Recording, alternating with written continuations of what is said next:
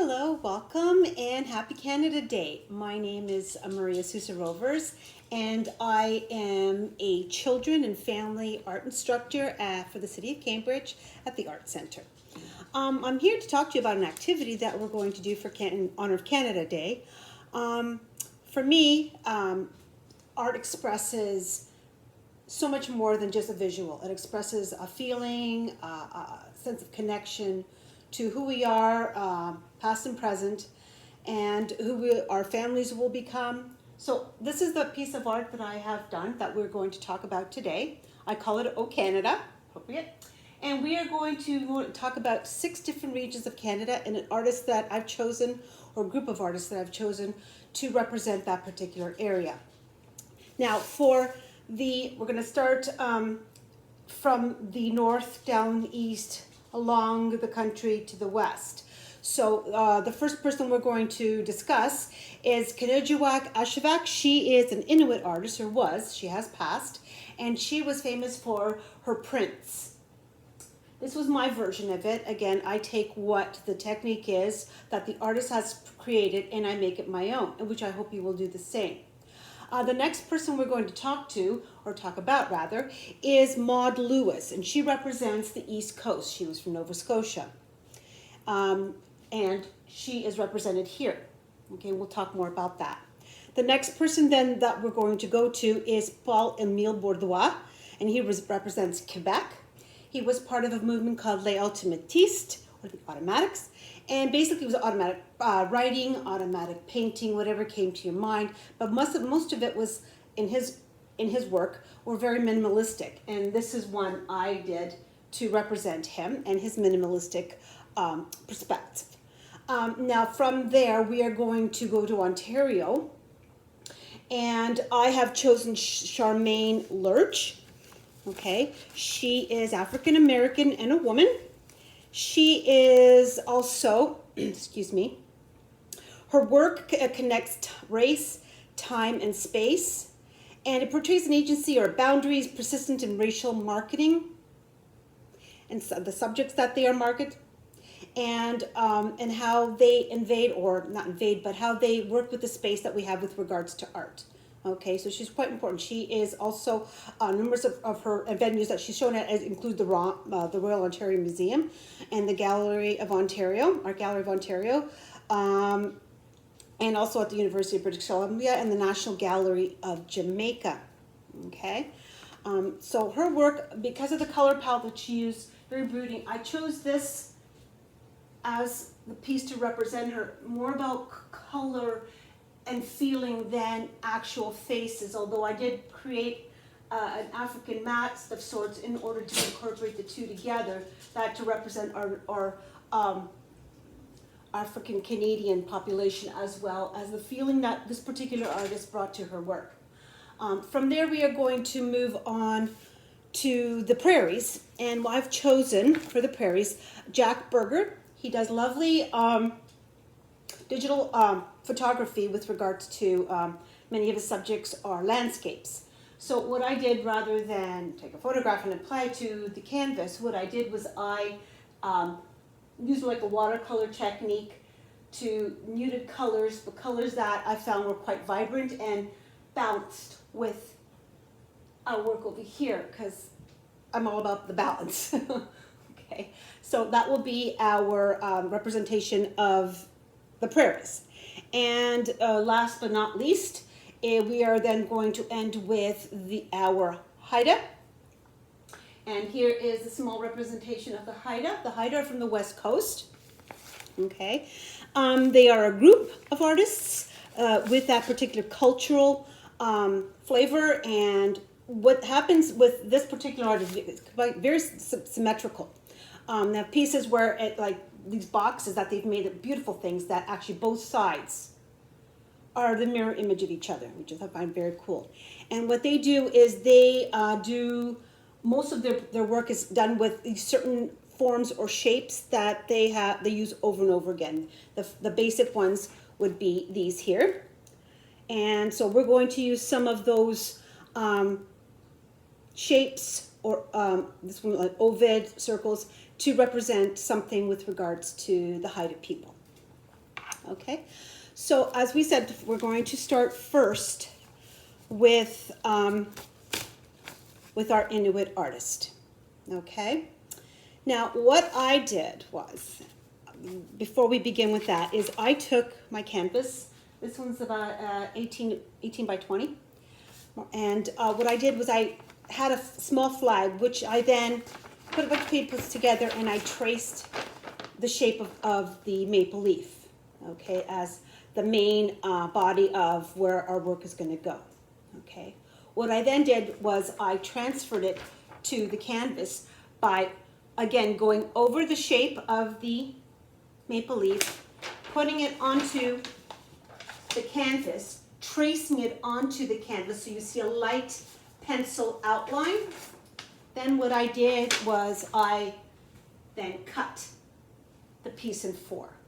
Okay, so that means we have 8 spaces to use for representations and anything else. I added a few of my own. I added this pattern here. It's called sponging, but what I did was like almost like ragging, but I used paper towels. So I'll show you how to do that too. Okay, so the very first one we're going to do, because Kinejewagashivak, she was a printmaker. So I found the easiest way to make a print using what I have here at home, as you will as well. So I don't want you to feel you have to go out and buy anything special. Everything you can do, it's anything you can find at home. Like what I did was I just took a bunch of sheets of paper, glued them together to make my pattern. So then what I did here is I took a styrofoam plate, I cut it around, and then I cut out basically the shape here in the corner, more or less, of what size I was going to do. So about that. Okay. What I did then is I took one of her pieces, that most famous one they actually made a stamp out of, with a bird. Now she represents feathers in a very stylized way. So it's a very simple thing to do. Basically, I just drew a bird, and then I just made these sort of rolling little bits to make the visual of the stylized feathers. Okay. Then what I did, as she had, I used different colors to represent different sections of the piece. Then what I did was, after I applied paint rather than printer's ink, because I don't have any here at home. And like I said, we want you to use the things that you already have at home. The paint you would find at the dollar shop. Basically, my canvas was from the dollar shop. So everything I did here, I propose, I got the items from the dollar shop in order to create this. So then after I've done the painting, what I did then was I applied it here to the canvas, and I rubbed it quite, not too strong as to go through the canvas, but enough to that when you bring it off, you have the image of the bird onto the canvas. What I then did in order to bring it out a little bit more, was I applied just some blue paint and just lightly went around, just to sort of give it some body to it, so it's not sitting there floating by itself on that particular section. I felt it needed a little something. Okay. Now the next part, so we're going to go down to Maud Lewis. One of her favorite topics or subject matter to paint rather, was cats. So I chose a cat, and she does very whimsy, very folk art type, very folksy, very, very simple pictures, almost childlike. And in some ways she was kind of that way in the way she expressed herself in her art. So what I did here is, in this section, I then painted a cat, and I added some tulips that were very easy to paint, just freehand. Same with apple blossoms. Again, very easy to do. All I did was just do a line of brown for each branch of the tree, and then very simple. I mean, again, it's almost like a child's painting, and then just created little apple blossoms with that. Okay. The next one that we will talk about then will be Paul-Émile Bourgeois. Like we just said here, again, he was a fascinating gentleman. Again, headed the group Les Automatistes, and much of his paintings, again, were very minimalistic. There was one particular painting I saw at the National Gallery in Ottawa, and it was called 3 plus 4 plus 2 plus 1. So again, basically little groups of these black splotches. So I made a very simple version. Mine is 3 plus 2, if you will.